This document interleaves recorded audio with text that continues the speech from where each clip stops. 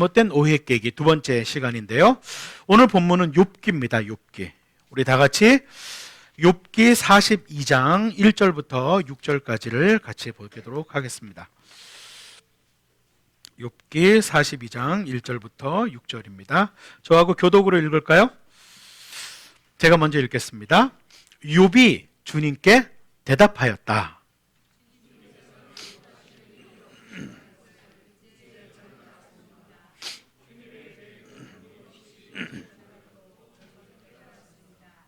잘 알지도 못하면서 감히 주님의 뜻을 흐려놓으려 한 자가 바로 저입니다. 깨닫지도 못하면서 함부로 말을 하였습니다. 제가 알기에는 너무나 신기한 일들이었습니다.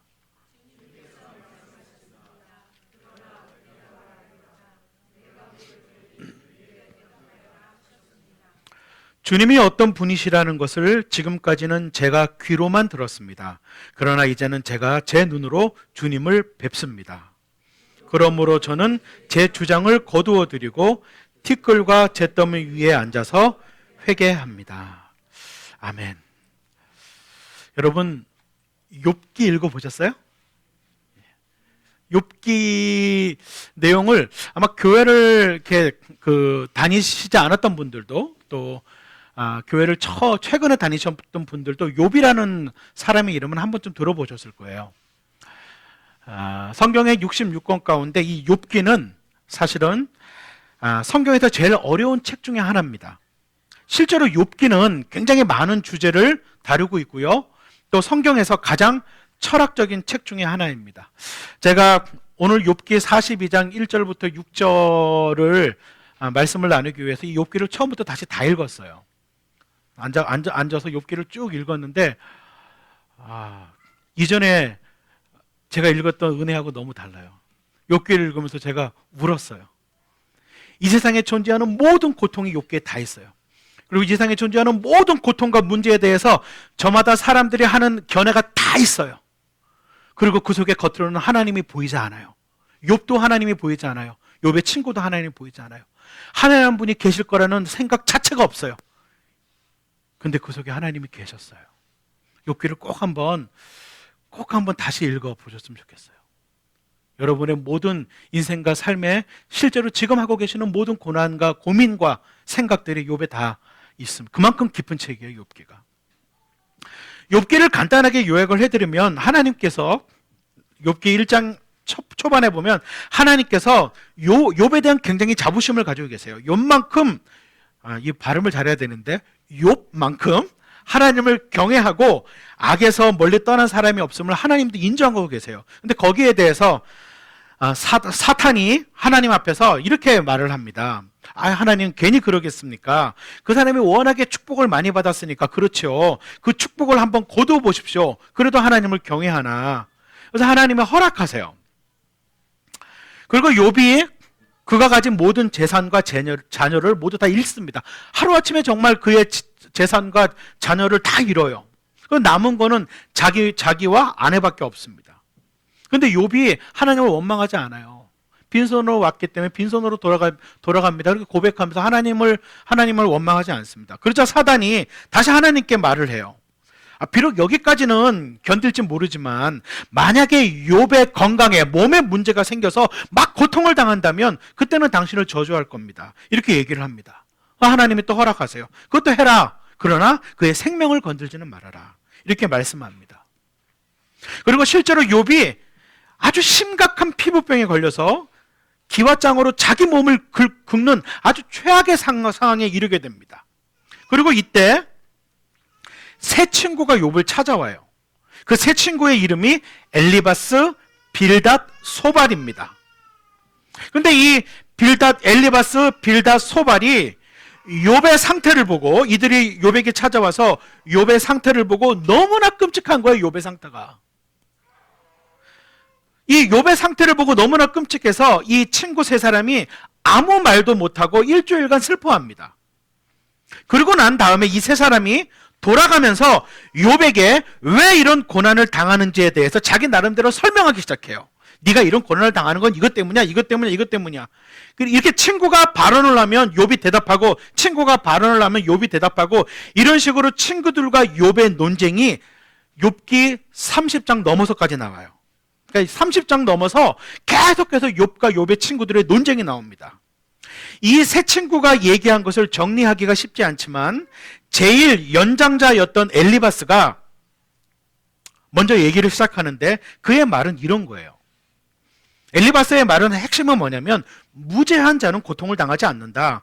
당신이 당하고 있는 고통이라고 하는 것은 당신이 실수했거나 약간의 잘못 때문에 오는 거니까 참고 기다려라. 이거 지나갈 거다.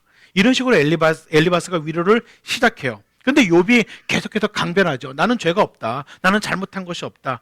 나중에는 이 엘리바스가 화가 나서 욥을 막 정죄합니다. 반면에 빌닷은요, 응보의 법칙을 믿어요. 빌닷이 얘기하는 것은 너 자녀를 봐라. 네 자녀 다 죽었지? 네 자녀가 죽은 건 네 자녀가 죄를 지었기 때문이야. 이렇게 고통을 당하고 있는 너도 뭔가 잘못한 것이 있지 않겠냐? 하나님은 응보의 법칙을 쓰시는 분이니까 너가 분명히 잘못한 게 있어서 고통당하고 있는 거야. 그러니까 너 마음을 잘 살펴봐. 뭐가 잘못됐는지. 이런 얘기를 빌닷이 계속 반복합니다.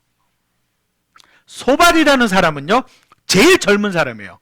근데 이 소발이 제일 교조적이고 이 사람 말하는 게 굉장히 좀 잔인해요. 욥기를 읽어보면 소발의 말이 제일 강성이고 되게 잔인한, 젊어서 그런지 모르겠어요. 좀 잔인하게 말을 합니다. 한마디로 소발의 얘기는 뭐냐면 넌 죄졌으니까 벌 받는 거야. 네가 잘못됐으니까 그런 일이 벌어질 때 왜 벌어지냐? 이렇게 얘기해요, 소발은. 여기에 대해서 욥이 끊임없이 얘기하는 것이 뭐냐면 나는 잘못한 게 없다. 나는 악을 멀리하고 하나님을 경외해왔다. 그런데 이런 일이 나한테 닥쳤다. 내 결백을 호소할 사람이 없구나.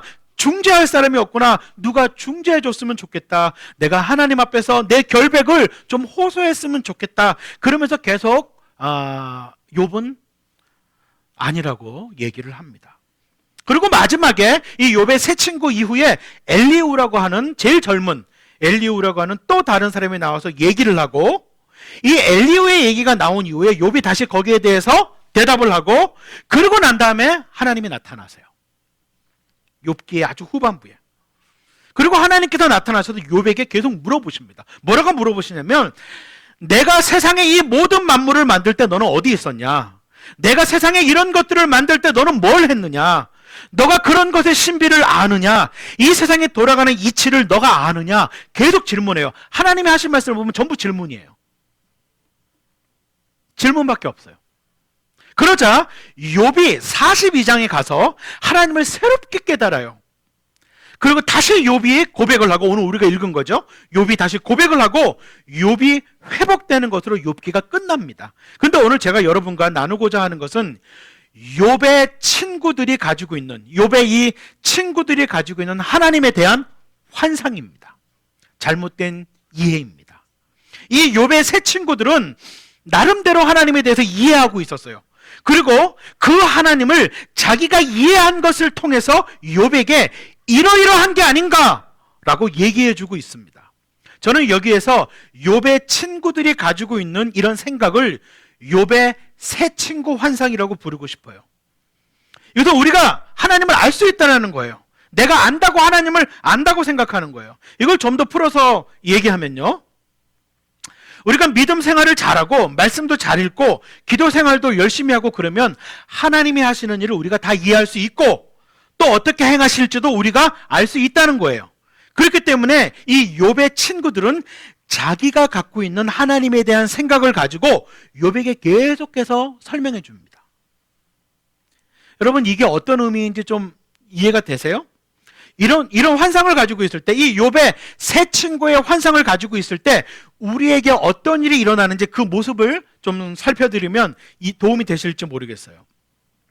여러분, 여기 있는 저나 여러분 우리 모두는요, 나름대로 하나님은 이런 하나님일 것이다 라고 하는 어떤 생각들을 다 가지고 있어요.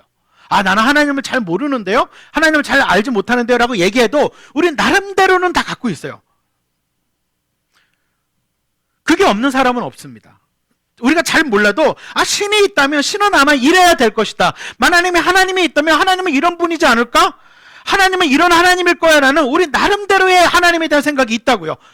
그게 없는 분은 아무도 없다고요. 그런데 평상시에는 그게 묻혀져 있습니다. 별로 드러나지 않아요. 근데 사람이 살다가 이해할 수 없는 어려운 일이 닥치게 되었을 때 이게 드러나요.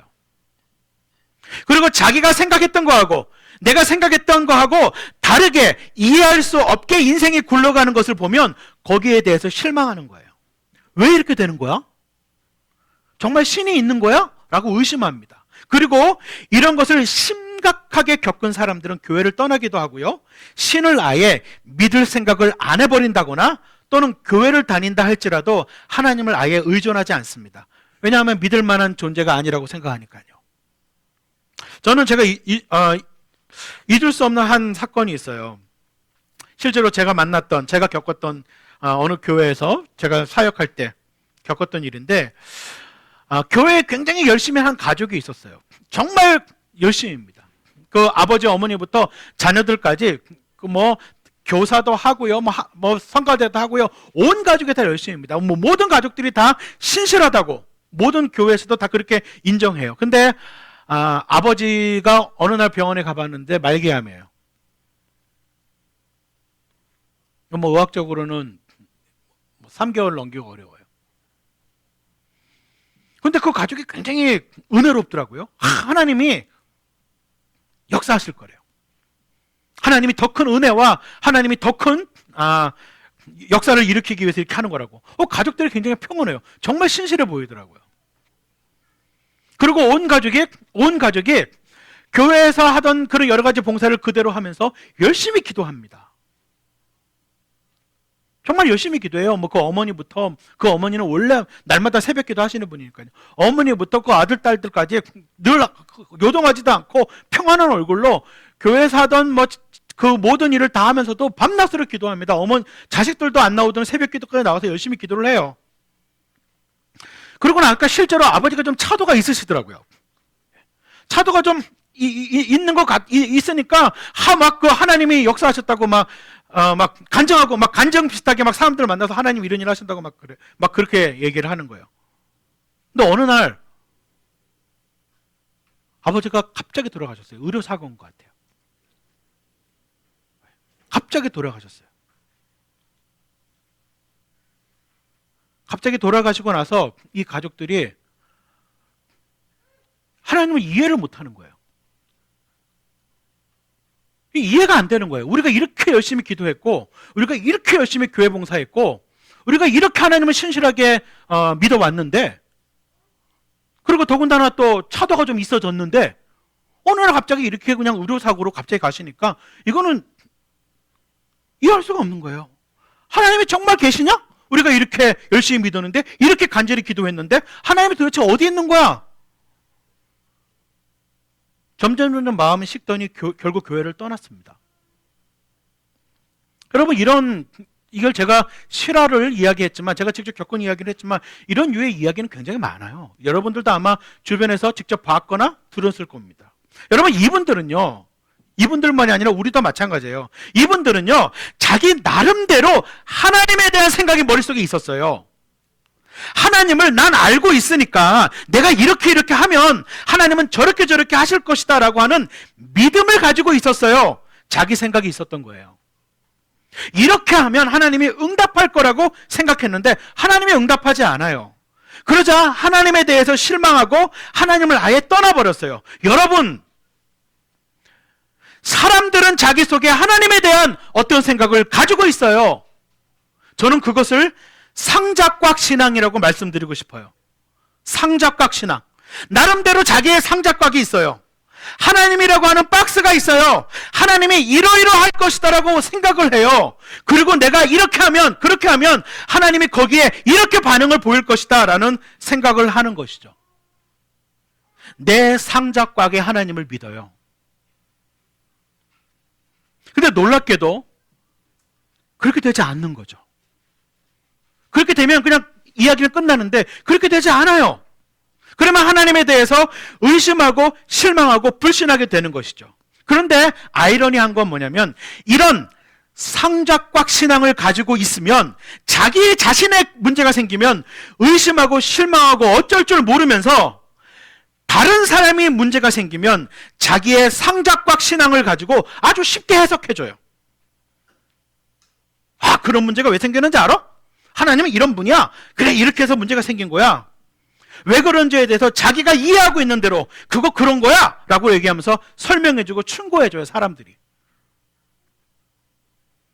자기 상작각 안에서는 자기 상작각 안에 있는 하나님은 이해하기 쉬우니까, 자기 상작각 안에 있는 신앙은 선명하니까, 자기 상작각 안에 있는 하나님은 분명하게 이해가 되니까 쉽게 설명해 주는 거죠. 그래서 많은 어떤 사람들은 문제가 있거나 어려움이 있거나 고통당하는 사람을 보면 회개하라 그래요. 죄를 져서 그런 거야. 죄 안 지면 그런 일이 있겠니? 욥의 친구들처럼 똑같은 얘기를 해요, 교회 안에서. 아니면 늘 쉽게 기도해, 기도 열심히 해. 기도하면 다 돼. 기도가 부족해서 그래. 이렇게 나름대로 어떤 답변을 금방 해줘요, 남의 문제는. 근데 이런 얘기를 할 때 누가 기도해, 기도, 너 죄 지어서 그래, 이렇게 얘기를 할 때 사람들이 아, 맞아, 내가 죄를 많이 져서 그래, 이렇게 대답을 하면 그래, 회개해라 이렇게 하고 끝나는데, 어떤 사람들은 회개하라 그러면 욥처럼 얘기하잖아. 내가 무슨 죄 졌어? 나는 잘못한 게 없는 것 같은데 내가 뭐 그렇게 크게 잘못한 게 있냐, 이러면 이제 말하던 사람이 기분이 나빠져요. 그래서 더 정죄해요. 겉봐, 너가 그러는 거 보니까 교만해. 그게 아직 남아있어. 너 교만해서 그래. 교만이 아직 남아있어. 너 그러니까 네가 그렇게 얘기하는 거지. 더 정죄해요, 엘리바스처럼. 아니면 말은 안 하더라도 속으로는 돌아서서 이렇게 얘기하죠. 더 혼나봐야 돼, 쟤는. 더 맞아야 돼, 더 맞아야지 돼, 쟤는. 속으로 그렇게 얘기하죠. 이게 다 무슨 반응이냐면, 나름대로 나는 하나님에 대한 이해가 있어요. 머릿속에 자기 박스가 있는 거예요. 그리고 그 박스로 다른 사람을 이해하는 거예요. 그리고 손쉽게 답변해주고 정죄하고 판단하는 거죠. 우리는 이 환상이 왜 나타나는지를 생각해 봐야 돼요. 왜 우리의 신앙에는 이런 환상이 나타나는가? 이 환상의 원인이 여러 가지가 있는데 그 중에 하나가요, 한국 교회는 특히 간증 문화입니다. 이런 환상이 나타나는 이유가. 간증이라고 하는 것은요, 하나님께서 나의 인생을 이렇게 만지셨습니다 하는 얘기가 간증이에요. 그래서 간증을 통해서 나타나는 것은 그냥 내가 어떤 종교적인 경험을 했다는 것이 아니라, 뭔가 신비한 경험을 했다는 것이 아니라, 하나님이 실제로 나를 어떻게 만지시고 어떻게 나를 변화시켰는가 하는 것이 간증이에요. 근데 오늘날 많은 간증 집회 또는 간증이라고 하면 많은 경우가 어떤 간증이냐면 뒤집힌 간증입니다. 뒤집힌 간증 아세요? 제가 이렇게 막 살다가요, 하나님이 한번 크게 탁 치셔가지고 제가 확 뒤집어져가지고 이렇게 예수 믿었습니다. 이게 뒤집힌 간증이에요. 제가 이렇게 막 살았는데 하나님이 한번 팍 치셔갖고요, 제가 뒤집어져서 이렇게 예수 믿었습니다. 이런 얘기가 되게 많아요. 그러니까 이런 얘기를 자꾸 들으면 어떻게 돼요? 아, 하나님은 늘 그런 식으로 하시는구나. 한번 확 치시는구나. 그러니까 내가 뭔가 좀 잘못됐다 싶으면, 내가 뭔가 좀 주일날 좀 뭐 예배를 빠졌다 이렇게 싶으면 마음속에 드는 생각이 이런 거예요. 내가 이러다 한 대 맞지. 내가 이러다 언제 한번 두드려 맞지. 이런 생각을 해요. 물론 여러분, 하나님이 우리를 징계하십니다. 징계하실 수 있습니다. 그런데 이런 식으로 접근하는 분은 아니에요. 근데 간증을 너무 듣다 보니까 하나님이 이런 식이라고 생각을 해요. 그래서 어떤 사람은요, 아예 두드려 맞는 걸 기다려요. 내가 그때까지는 막 살자, 어차피 맞을 텐데, 이러면서 그냥 살아가요. 그날을 기다리면서. 그뿐만 아니라 어떤 사람은요, 아주 신비적인 간증이 있어요. 신비한 경험을 하고 와서 그 경험을 얘기하는 것입니다. 그런데 이 뒤집힌 간증이나 신비적인 간증이나 둘 다 특징이 뭐냐면, 자기를 변화시킨 예수님에 대한 이야기가 아니라 결국 자기 자신에 대한 이야기를 해요. 그래서 여러분, 간증을 듣고 나면 예수님보다는요, 간증한 사람만 남아요. 간증한 사람이 대단하고 부럽다는 생각만 머리에 남아요. 간증이 아니죠. 또 하나 문제가 되는 게 뭐냐면, 또 하나 문제가 되는 간증이 강한 믿음 간증이에요. 여러분, 이건 굉장히 중요한 얘기니까 잘 들으십시오. 강한 믿음 간증이란 건 뭐냐면, 내가 이걸 강하게 믿었더니 이렇게 됐다는 거예요. 내가 40일을 금식했고, 내가 산에 올라가서 소나무를 붙잡고 기도했는데 소나무가 뽑힐 뻔했고, 등등의 기도예요. 내가 그런 강한 믿음을 가졌기 때문에 이런 일들이 벌어졌다라는 것이에요. 이 간증 문화, 이 강한 믿음의 간증 문화가 가지고 있는 심각한 문제는 뭐냐면, 이거를 통해서 사람들은요, 이상하게 성경보다는 그 간증들을 통해서 하나님에 대한 이미지를 갖게 되고 하나님에 대한 이해를 하기 시작해요. 성경보다. 그리고 그 간증에서 들은 이야기를 일반하기 시작해요. 오늘날 한국 교회 안에 많은 성도들의 신앙이 건강하지 못한 것 중에 이유는 뭐냐면 신앙이 성경 위에 서 있는 게 아니고 간증 위에 서 있어요. 특히 이 강한 믿음과 관련해서 이 강한 믿음과 관련한 이 간증이 환상의 원인을 제공하는 것이 뭐냐면 자기 확신적인 믿음이에요. 자기 확신적인 믿음.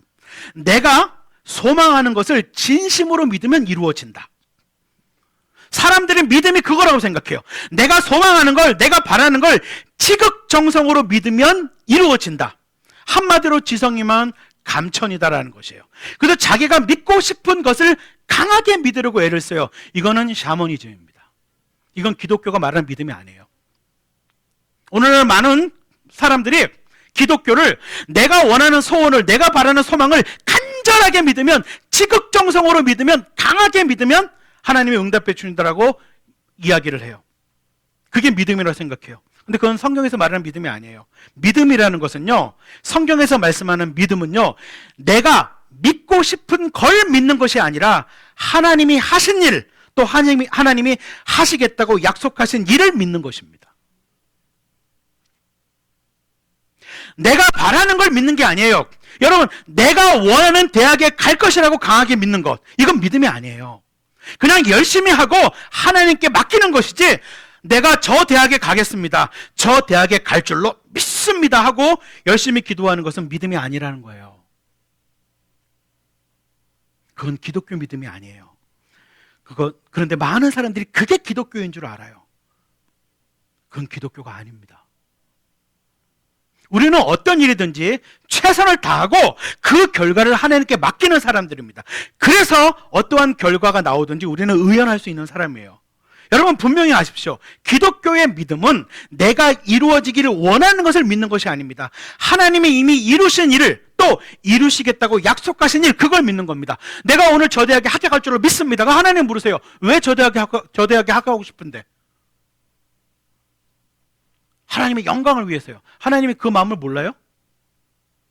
하나님 이 사업, 이 건만 잘 되면 하나님 정말 하나님 열심히 섬기겠습니다. 하나님이 이 사업, 이 건 잘 되게 할 줄로 믿습니다. 그 건이 잘 되는 게 나랑 무슨 상관인데?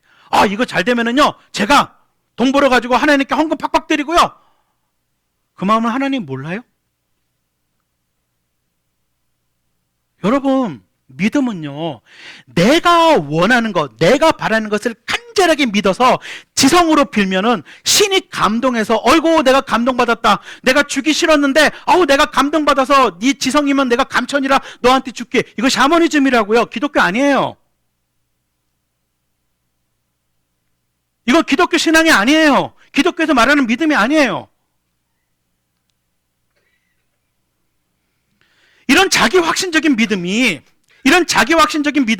마치 믿음인 것처럼 생각하니까 하나님이 원래 안 들어주려고 하다가 지극정성으로 하나님께 호소하면 하나님이 감동받으셔서 들어주는 그런 하나님을 박스로 만들어버려요.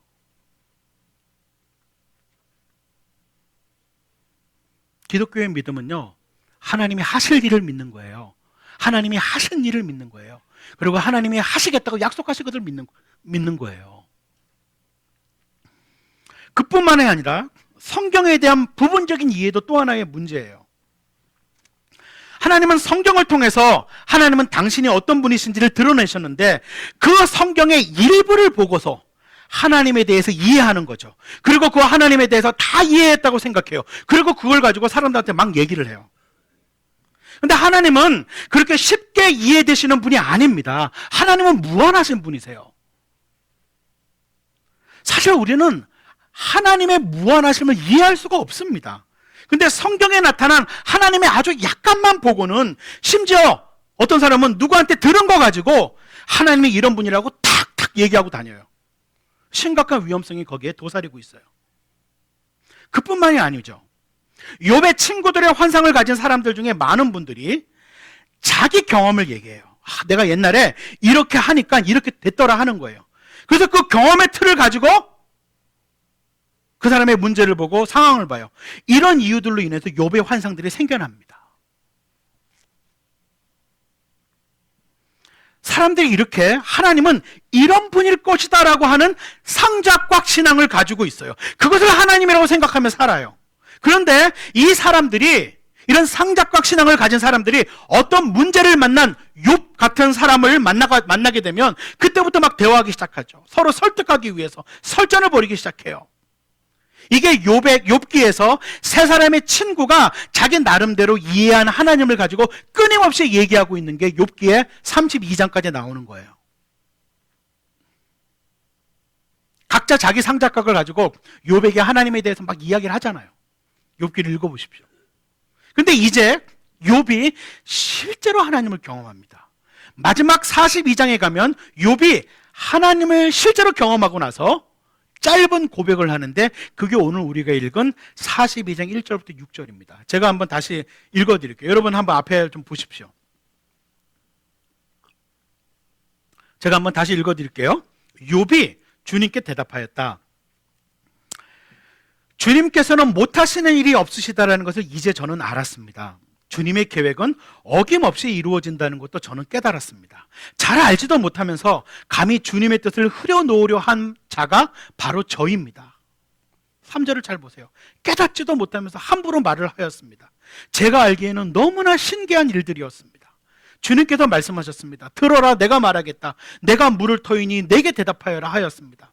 주님이 어떤 분이시라는 것을 지금까지는 제가 귀로만 들었습니다. 그러나 이제는 제가 제 눈으로 주님을 뵙습니다. 그러므로 저는 제 주장을 거두어드리고 티끌과 잿더미 위에 앉아서 회개합니다. 이게 욥이 하나님을 실제로 경험하고 난 뒤에 하는 고백이에요. 저는 이 욥의 고백 속에서 욥의 친구들의 환상에서 벗어나기 위한 몇 가지 배울 교훈이 있다고 생각합니다. 첫 번째 1절을 보면 어떻게 나와 있냐면 욥이 주님께 대답하였다라고 나와요. 여러분, 욥기 42장에서 자그마치 30여 장이나 되는 동안 욥의 친구들은 계속 떠들어요. 욥의 친구들은 계속 얘기한다고요. 그런데 하나님이 딱 나타나셔가지고 욥과 대화하는 내용이 나오고 난 다음에는 그대로는 한마디도 못해요. 입 딱 다물고 있는 거예요. 아무 말도 못하고 저 구석에 가서 가만히 있는 거예요. 여러분, 욥의 환상에서 벗어나기 위해서 첫 번째가 뭔지 아십니까? 욥의 환상에 벗어나기 위한 첫 번째는요, 타인의 고통에 쉽게 조언하지 마십시오. 타인의 삶에 대해서, 다른 사람의 고통에 대해서 신중하게 바라보고 자신에게 떠오르는 생각으로 쉽게 조언하지 말라는 얘기입니다. 여러분, 고통당하는 사람들에게 필요한 것은 우리들의 조언이 아니라 우리들의 지원입니다. 여러분, 욥기를 읽어보세요. 욥의 세 친구들은요, 저마다 자기가 이해하는 상작각 신앙을 가지고 하나님에 대해서, 그리고 욥이 일어나고 있는 이 문제에 대해서 저마다 멋진 말들을 쏟아놔요. 욥이 뭐라 그런지 아세요? 나도 너희들만큼 알고 너희들만큼 생각했고 너희들만큼 지혜가 있고 너희들만큼 안다. 내 옆에 좀 조용히 있을 수 없냐? 그저 내 옆에서 나와 같이 울면서 좀 있어줄 수는 없냐? 욥기를 읽어보세요. 욥이 뭐라고 말을 하는지. 여러분, 고통당하는 사람들에게 필요한 것은요, 우리들의 조언이 아니고요, 우리들의 지원입니다. 고통당하고 힘든 사람들은요, 나름대로 그 고통에 대해서 여러 각도로 생각하고 고민하고 있어요. 거기에 대해서 약간 관찰하고 나서 우리가 하는 조언은요, 잘못된 것이기가 쉽습니다. 그들에게 필요한 것은 다시 말씀드리지만 조언이 아니고요, 지원입니다. 우리가 같이 있어주는 거예요. 같이 슬퍼하고 같이 애도하고 위로해 주는 것입니다. 그래서 사도 바울이 로마서에 뭐라고 말씀하냐면 즐거워하는 자들로 함께 기뻐하고 슬퍼하는 자들과 함께 울라 그랬어요. 여러분, 슬퍼하는 자들에게 가서 왜 울지 말아야 되는지 이유를 먼저 설명해 주지 말라는 거예요. 같이 울어주라는 거죠. 정말 확신이 생겨서, 정말 확신이 생기지 않으면, 그리고 정말 조심스럽게 기도하는 가운데 이 얘기는 꼭 해줘야 되겠다는 생각이 들지 않으면 조언을 함부로 하지 마십시오. 이것은 반대로 내 자신에게도 해당이 돼요. 내 자신의 고통이 있을 때에도 자신의 고통에 대해서도 지금 바로 답변을 얻으려고 하지 마십시오. 내 자신의 문제와 내 자신의 고통에서도 함부로 말하지 마십시오. 내 자신의 고통과 내 자신의 문제에 대해서도 지금 바로 막 답변을 얻으려고 하지 마십시오. 우리가 이해하지 못하는 차원이 너무나도 많습니다. 그리고 그것은 시간이 좀 지나야 알 수 있어요. 우리가 가진 짧은 지식으로 하나님이 하시는 모든 일들을 다 이해할 수 있다고 생각하지 마십시오. 하나님은 그런 분이 아닙니다. 우리의 지성 안으로 담을 수 있는 분이 아니에요. 그렇기 때문에 다른 사람의 고통에 대해서도 쉽사리 조언하지 말라는 것입니다. 두 번째는요, 하나님의 주권을 인정하라는 것입니다. 오늘 2절에 보면 뭐라고 말씀하고 있죠? 2절을 같이 한번 읽을까요? 다 같이 읽겠습니다. 시작. 주님께서는 못하시는 일이 없으시다는 것을 이제 저는 알았습니다. 주님의 계획은 어김없이 이루어진다는 것도 저는 깨달았습니다. 아멘. 하나님의 주권을 인정하는 것이에요. 하나님이 정말 모든 걸 다 알고 계시고 모든 것을 제대로 이끌어 가실 수 있는 유일한 분이라고 하는 것을 믿는 것이죠. 하나님은 우리가 인생을 살아가면서 인생에서 아주 중요한 결정을 내릴 때, 또 우리가 아주 어려운 일이 있을 때 끊임없이 우리에게 질문하세요. 그것이 뭐냐면 너가 나를 신뢰하느냐 하는 것입니다. 이 질문을 받아본 분들이 여기 많이 계실 거예요. 하나님을 신뢰한다고 할 때 여러분 어떤 사람들은 기도 가운데 어떤 느낌이 와서 신뢰하는 수준이 있어요. 초기 수준이죠. 그러나 하나님이 정말 원하시는 신뢰라고 하는 것은 우리에게 느낌이 없지만, 상황이 아니지만 하나님께서 그것을 기뻐하시기 때문에, 그것이 옳은 길이기 때문에 그것을 따라가는 것, 그게 진짜 신뢰입니다. 욥은 이제 그 신뢰를 시작하는 거예요. 하나님이 그런 분이라는 것을 이제 정말 알았다는 거예요. 이것을 알고 나면 당연히 세 번째로 이어지는데, 세 번째는 뭐냐면 3절을 보십시오. 3절을 보면 이렇게 고백하죠. 잘 보십시오. 잘 알지도 못하면서 감히 주님의 뜻을 흐려놓으려 한 자가 바로 저입니다. 깨닫지도 못하면서 함부로 말을 하였습니다. 제가 알기에는 너무나 신기한 일들이었습니다. 이렇게 고백해요. 여러분 잘 보십시오.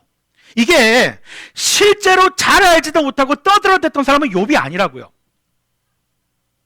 욥이 지금 하는 말이 제가 잘 알지도 못하고 주님의 뜻을 흐려놓으라 한 자가 저이고요, 깨닫지도 못하면서 함부로 말았습니다, 이렇게 말을 하잖아요. 근데 실제로 욥기를 읽어보세요. 잘 알지도 못하고 떠들어댔던 사람은 욥이 아니에요. 욥의 새 친구예요.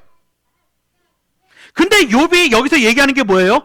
그게 접니다. 하나님, 자기를 봐요. 자기를. 그게 접니다. 하나님, 자기를 봐요. 하나님, 얘들 좀 봐요. 얘가 한 얘기 다 들으셨죠? 이렇게 얘기하지 않아요. 그게 접니다. 자기를 봐요. 욥은 이제 하나님을 만나고 난 다음에, 하나님에 대한 눈을 뜨고 난 다음에 자기 자신이 얼마나 하나님을 모르고 함부로 얘기했었는지에 대해서 절감하고 있는 거예요. 여러분, 하나님은 우리가 예측할 수 있는 분이 아니에요. 우리는 하나님을 알 수가 없어요. 우리는 하나님을 다 설명할 수가 있는 분이 아니에요. 우리가 가진 언어 체계로 표현할 수 있는 분이 사실 아니에요. 하나님은 너무나 크신 분이시기 때문에 다 알 수가 없다는 거예요. 이게 원래 성경의 사상이에요. 하나님은 우리가 알 수 없는 분이라는 게, 이게 성경의 사상이에요. 그런데 이것이 우리가 하나님을 믿을 수 없다, 하나님을 전혀 알 수 없다는 것을 뜻하는 것은 아니에요. 왜 기독교인들이 하나님에 대해서 이야기할 수 있냐면, 그것은 하나님께서 성경을 통해서 당신이 누구인지 말씀하셨기 때문에, 예수님이 오셔서 하나님이 어떤 분이신지 보여주셨기 때문에 그래요. 그러니까 우리가 하나님을 원래는 알 수 없는 존재인데, 우리가 그런 존재인데 하나님을 알 수 있는 이유가 뭐냐면, 하나님이 우리에게 알려준 만큼 알 수 있다는 거예요. 그게 성경입니다. 그래서 그리스도인들이 성경을 열심히 읽는 거예요. 어떤 분들은요, 그냥 성경을 무작정 많이 읽어요. 그렇게 성경을 무작정 많이 읽으면 그것이 보약되는 줄 알아요. 나중에는 보약이 되겠지. 그 뜻도 모르면서 몇 독을 했느냐에 의미를 두는 분들이 있어요. 그게 아니라 우리가 성경을 읽는 이유는요, 그 속에 나타난 하나님이 어떤 분인지 알기 위해서 읽는 거예요. 하나님에 대해서 알아가기 위해 읽는 거예요. 아, 하나님은 이런 분이구나. 그만큼 우리가 알 수 있다는 거예요. 성경을 열독하셨어요? 하나님은 어떤 분이세요? 그 성경 열독을 통해서 하나님을 알아가셨어요? 성경을 열심히 필사합니다. 좋습니다. 그 성경을 필사하면서 하나님을, 어떤 하나님을 알아가셨어요? 아, 하나님은 이런 분이구나. 무엇을 깨달으셨어요? 그런 게 전혀 없는데 성경을 몇 독 읽었다? 그건 의미가 없는 거예요. 그렇기 때문에 여러분, 성경에 나타난 중심 메시지를 잡으셔야 돼요. 여러분, 성경도 다 알 수 없어요. 성경을 다 한다고 얘기하는 사람 조심해야 돼요. 성경도 굉장히 많은 부분에 대해서는 신비하고 우리가 이해할 수 없는 부분으로 뻗어가 있어요. 그 내용이. 그런 부분까지 다 알 수 없습니다. 그러나 성경의 중심 부분은 꽉 잡아야 돼요. 왜냐하면 그 중심 부분은 하나님의 우리가 정말 알기를 원하셨기 때문에 분명히 알려주신 내용이 중심 내용이에요. 그 중심 메시지가 뭐예요? 성경에. 그것은 하나님께서 우리의 상황에 대해서 너무나 큰 긍휼을 가지고 계셨기 때문에 예수님이 우리를 위해서 돌아가셨다는 거예요. 왜 예수 그리스도가 오셔서 죽었는가? 왜 그분이 부활하셨는가? 그게 기독교가 얘기하라는 것의 가장 중요한 부분입니다. 그것을 정말로 아는 것이 기독교예요. 그래서 성경 읽기를 통해서 이것을 알아가십시오. 저는 우리 교회 좀 성경 읽는 붐이 일어났으면 좋겠어요. 여러분, 성경 안 읽으시면 하나님을 알 수 없어요. 어디 가서 간증 듣고 하나님 알라고 하지 마세요. 위험합니다. 성경 한 자도 안 보고 하나님을 안다고요? 거짓말이에요. 기도하면 느낌으로 안다고요? 가장 위험한 신앙입니다. 목회자의 설교도 성경에 맞을 때 하나님 말씀입니다. 성경이 하나님에 대해서 우리가 가질 수 있는 유일한 1차 자료예요. 여기저기에서 들은 얘기를 가지고 하나님에 대해서 이야기하지 마십시오. 여러분, 성경 읽기를 하십시오. 소설책 읽듯이, 주간지 읽듯이 성경 읽지 마세요. 하나님이 어떤 분인지 알게 해주십시오. 그 마음을 가지고 성경을 읽으십시오. 하나님 앞에서 겸손하게 읽으십시오. 그때야 우리가 하나님의 어떤 한 부분에 대해서 조금 알 수 있어요. 네 번째, 우리가 얘기하고 싶은 게 4, 5절이에요. 4, 5절 한번 보세요. 주님께서 말씀하셨습니다. 들어라, 내가 말하겠다. 내가 물을 터이니 내가 내게 대답하여라 하였습니다. 주님이 어떤 분이라는 것을 지금까지는 제가 뭐로만 들었다고요? 귀로만 들었습니다. 그러나 이제는 제가 제 눈으로 주님을 뵙습니다. 네 번째가 뭐냐면요, 여러분, 하나님을 삶을 통해서 깊이 경험하십시오. 오늘 저는 좀 이런 말씀을 드리고 싶어요. 조금 어떤 분들이 좀 마음이 속상하실 수 있는데, 여러분, 하나님을 경험하는 삶을 계속 사신다면 점점 하나님에 대한 경험이 차원이 달라져요. 이걸 경험하셔야 돼요. 하나님에 대한 경험이 차원이 달라져요. 하나님이 살아계신 분이에요. 그러나 하나님을 믿어도 10년, 20년, 30년, 40년이 지나도 하나도 하나님에 대한 살아있는 깨달음이 없는 사람이 있어요. 교회만 왔다 갔다 하면 그래요. 어쩔 수 없어요. 그건 본인이 택한 거예요. 신앙에는요, 지름길이 없어요. 하나님과의 관계에는 왕도가 없어요. 하나님은 개념을 믿는 게 아니라 실존하시고 살아있는 인격이세요. 그분 내 생각과 내 마음과 내가 하는 짓 다 한다고요. 하나님과의 이 인격적인 관계에는 왕도라는 게 존재하지 않아요. 제가 하나님을 교묘하게 어떻게 빠르게 알 수 있는 방법이 없다고요.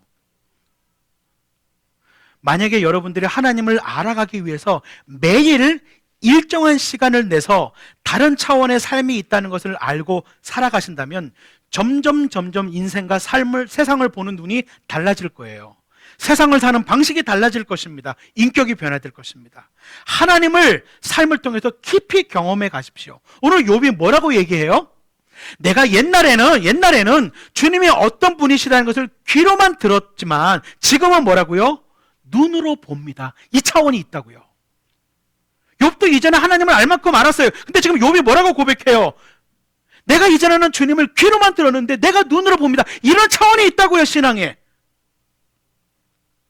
이런 차원이 있어요, 신앙에는. 내가 지금 주님을 눈으로 뵙습니다. 하나님을 경험하는 것은 결코 단차원적이지 않아요. 사람에 따라서 굉장히 깊은 데까지 들어갑니다.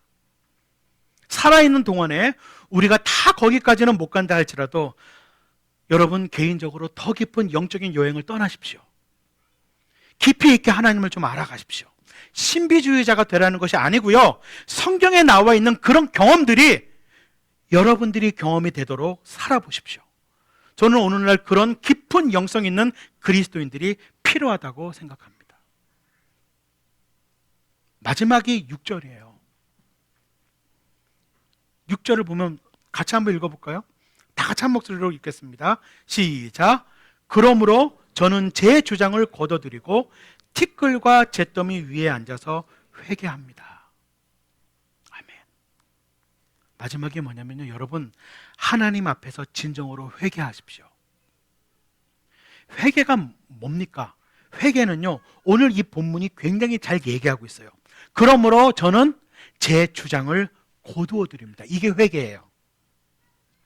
내 인생이 이런 것이라고 생각했던 나의 주장을 거두어 드리는 거예요. 이게 회개예요.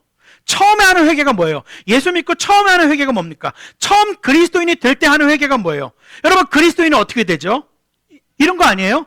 지금까지 하나님 없이 살아왔어요. 하나님 없이 살아도 된다고 생각하고 그 주장을 펼치며 살아왔어요. 그런데 어느 순간에 하나님 없이 살면 안 된다는 것을 알게 되고, 하나님이 나를 그렇게 사랑하신다는 것을, 사랑하셨다는 사실을 알게 됐을 때, 하나님 없이 살아도 된다고 한 내 주장을 거두어 드립니다. 하나님이 없다고 말한 제 주장을 거두어 드립니다. 하나님, 내 인생이 내가 주인이라고 말한 나의 주장을 거두어 드립니다. 이게 회개예요.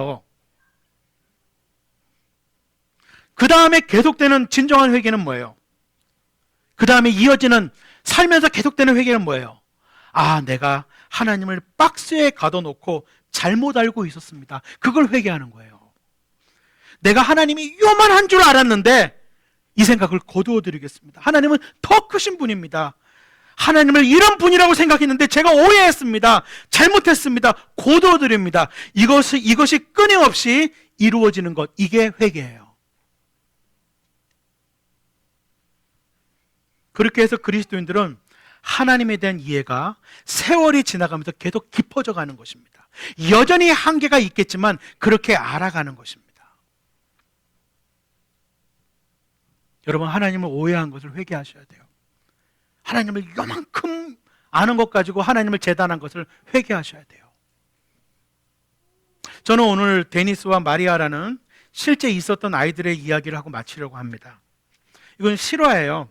여러분, 굉장히 크게 기사가 됐던 거였는데, 여러분, 데니스와 마리아라는 아이가 있었습니다.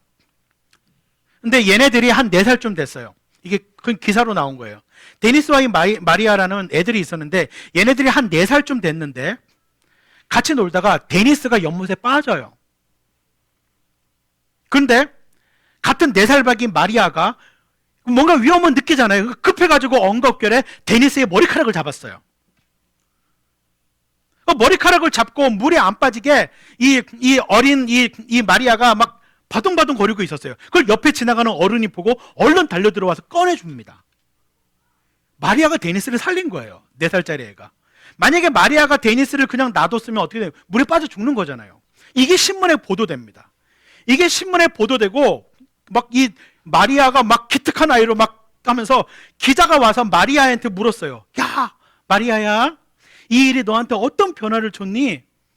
너는 어떻게 이렇게 친구를 살렸어? 이런 기자가 생각할 때는 이 데니스를 살린 마리아가 얼마나 데니스 집에서도 좋아하고 마을에서도 기뻐하고 막 마리아가 얼마나 기뻐할까 이런 생각을 했던 거예요. 그래서 뭔가 기대를 하면서 마리아한테 물었더니 마리아의 대답이 뭔지 아세요? 기자한테?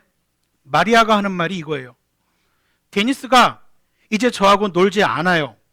왜냐하면 제가 걔 머리카락을 잡아 당겼거든요. 대답이 그거예요. 데니스가 이제 저하고 놀지 않아요. 왜냐하면 제가 걔 머리카락을 잡아 당겼거든요. 지금 데니스도 마리아도 무슨 일이 일어나는지 모르고 있어요. 자기들이 얼마나 대단한 일을 했는지 몰라요. 마리아가 머리카락을 잡아당긴 거, 그것만 지금 데니스는 삐져 있어요. 마리아도 내가 좀 머리카락을 잡아당겨서 미안하긴 한데 그것 때문에 데니스가 안 놀아줘서 슬퍼해요. 실제로 우리는 하나님에 대해서 이렇게 이해한다는 거죠. 하나님은 때때로 우리를 구하시기 위해서 우리의 머리카락을 잡아당기세요. 근데 우리는 하나님이 우리를 구하시기 위해서 움직이고 계신 것을 보지 못하고 머리카락 잡아당기는 것만 보는 거예요. 우리의 인식의 한계가 거기까지밖에 없기 때문에, 우리의 인식의 한계가 우리를 구하시기 위해서 움직이시는 하나님은 보지 못하고 내 머리카락 잡아당기는 것만 눈에 보이니까, 그래서 내 머리칼 좀 놔주세요, 내 머리칼 좀 놔주세요 하고 소리를 지르는데 사실은 하나님이 살려주는 거죠. 인생의 많은 경우가 우리가 알고 있는 작은 상작각 하나님으로 우리 인생을 이해하려고 하면 데니스와 마리아와 같은 반응을 보이게 됩니다. 하나님을 못 봐요. 내 머리카락 아픈 것밖에 신경 못 쓰는 거예요. 그리고 삐져요. 하나님한테 머리카락 잡아당겼다고 삐져요. 그리고 떠나요. 하나님은요, 여러분들을 사랑하십니다. 우리가 이해할 수 없을 정도로 크신 사랑과 놀라운 지혜로 우리를 사랑하고 계십니다.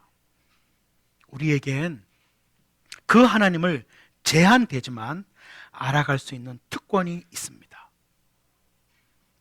상작각에서 벗어나 그 하나님을 더 깊이 알아가는 저와 여러분이 되시기를 주님의 이름으로 축복합니다. 기도하겠습니다.